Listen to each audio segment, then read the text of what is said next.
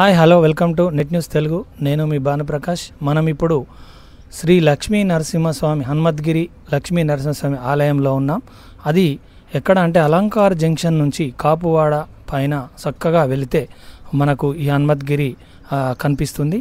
ఈ ఆలయం యొక్క ప్రధాన విశేషాలేంటి, ఇది ఎప్పుడు మనకు ఆలయం అనేది వెలుగులోకి వచ్చింది, ఆ ఆలయంలో ఉన్నటువంటి నీటి జలప్రవాహం అనే దాని గురించి ఒక ప్రత్యేకత ఉంది.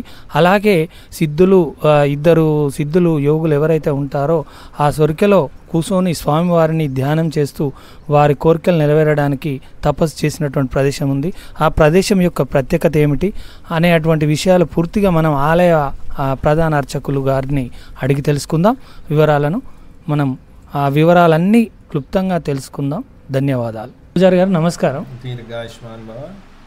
ఇక్కడ ఈ హనుమద్గిరి లక్ష్మీ నరసింహస్వామి యొక్క ఆలయ విశిష్టత ప్రత్యేకతలు ఎలా ఉంటాయి మీ మాటల్లో చెప్తారా?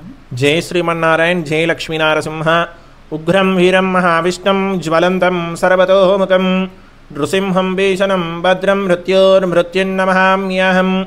జై శ్రీమన్నారాయణ. జై లక్ష్మీ నరసింహ.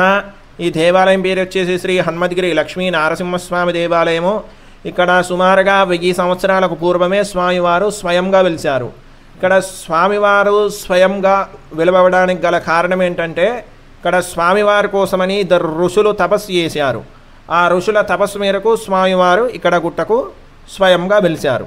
స్వామివారు ఇక్కడ గుట్టకు స్వయంగా వెలవగానే ఆ ఋషులు కూర్చున్న ప్లేస్లోనే అదృశ్యమయ్యారు. ఎప్పుడు 1000 సంవత్సరాల క్రితము. అప్పుడు అదృశ్యమైనను ఇప్పటికీ వారు కూర్చున్న ప్లేస్లోనే ఉండి స్వామివారి దర్శనం చేసుకుంటున్నారు. ఇప్పటికీ వారు అక్కడ ఉన్నట్టుగా మనకి ఎలా తెలుస్తుంది అంటే, వారు కూర్చున్న ప్లేస్లో నీళ్లు పోస్తే ఆవిరైపోతాయి. ఆవిరైపోవడానికి గల కారణం ఏంటంటే, వారు ఇప్పటికీ మనుష్య రూపంలో లేకపోయినా సూక్ష్మ రూపాన ఉండి స్వామివారి దర్శనం చేసుకుంటున్నట్టుగా మనకు తెలుస్తుంది.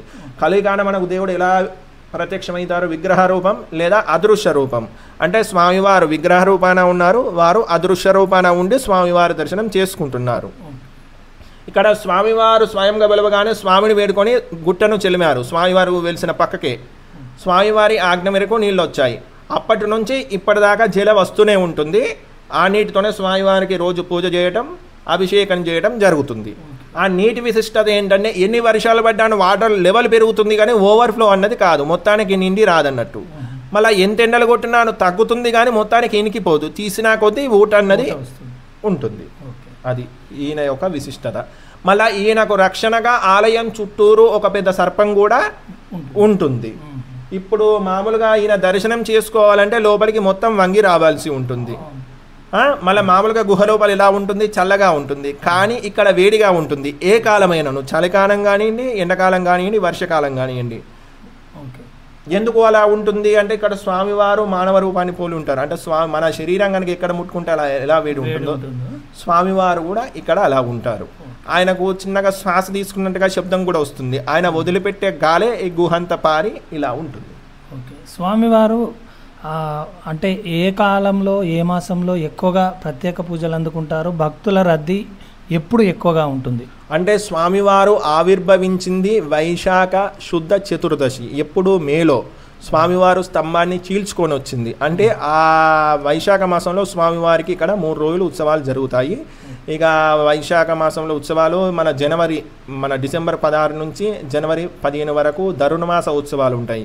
జనవరి 15వ తారీఖు కళ్యాణం ఎక్కడ జరగని విధంగా గోదా కళ్యాణం అత్యంత వైభవంగా నిర్వహిస్తాం. ఇక్కడ ప్రతి శనివారం రోజు స్వామివారికి తులసార్చన, సహస్రనామార్చన చేస్తాము.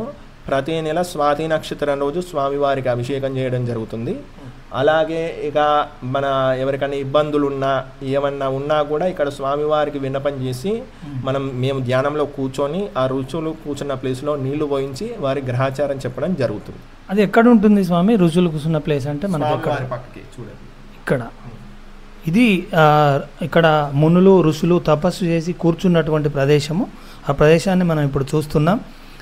ఈ ప్రదేశంలో కూర్చుంటే వాళ్ళకు ధ్యానం అనేది తృప్తిగా జరుగుతుంది. వాళ్ళు అనుకున్న ఆశయాలు, కోరికలు నెరవేరుతాయని మనకి ఇక్కడ పూజారి గారు మనకు సవివరంగా విన్నవించారు.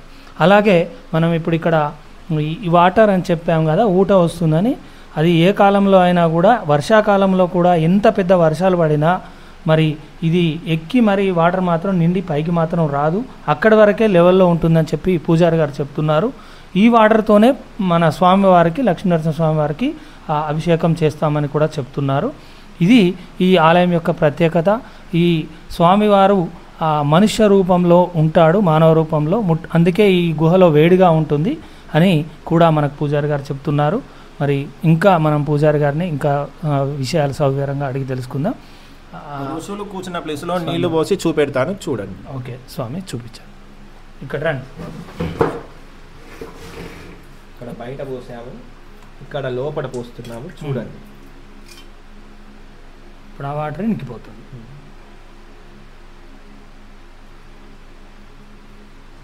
ఇది ఋషులు కూర్చున్నటువంటి ప్లేసు. ఇక్కడే వాళ్ళు ధ్యానం చెందారు. ఆ ప్లేసులో పూజారి గారు నీళ్లు పోశారు. ఆ నీరు మొత్తం కూడా మనకు ఆవిరైతుంది. అది మనకు క్లుప్తంగా కనిపిస్తుంది. మీరు ఇక్కడ చూడండి, ఆ క్లిప్లో చూపిస్తున్నాం, చూడండి. అక్కడ పక్కన కూడా పవిత్రమైనటువంటి ప్రదేశం అండి ఇది. ఋషులు ఇద్దరు కూర్చున్నారు, స్వామివారి అనుగ్రహం కోసం తపస్సు చేశారు. ఇది ఇక్కడ ఆలయ ప్రత్యేకత అండి. మళ్ళీ ఇంకోటి ఏంటంటే, ఈయన దర్శనం చేసుకోవాలంటే మొత్తం వంగి రావాల్సి ఉంటుంది.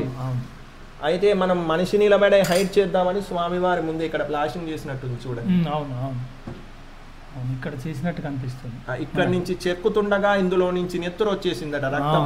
అమ్మో, అంతటితోనే ఆపేశారు. దీన్ని బట్టి మనకి ఏం తెలుస్తుందంటే, ఏది ముట్టుకోకూడదు, స్వామివారి దగ్గర తల వంచి రావాల్సిందే అన్నట్టుగా ఉంటుంది. అంటే స్వామివారి గుండు మొత్తం ఆవిర్భవించున్నట్టుగా మనకు తెలుస్తుంది. మళ్ళీ ఇదే స్టోన్ కు ముందట కూడా 2 హోల్స్ ఉంటాయి అక్కడ కూడా చెక్దామని మొదలు పెడుతున్నారు. వారికి సాధ్యం కాలేక స్పృహ తప్పి రక్తం కప్పుకున్నారట. తప్పు కదా.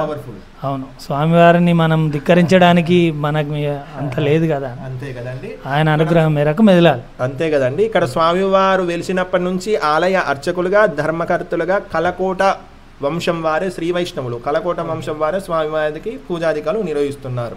దేవాలయ వంశపారంపర్య ధర్మకర్త ప్రధాన అర్చకులు కలకోట సంపత్ కుమారాచార్యులు గారు. సెల్ నెంబర్ వచ్చేసి 8919629602. ధన్యవాదాలు స్వామి.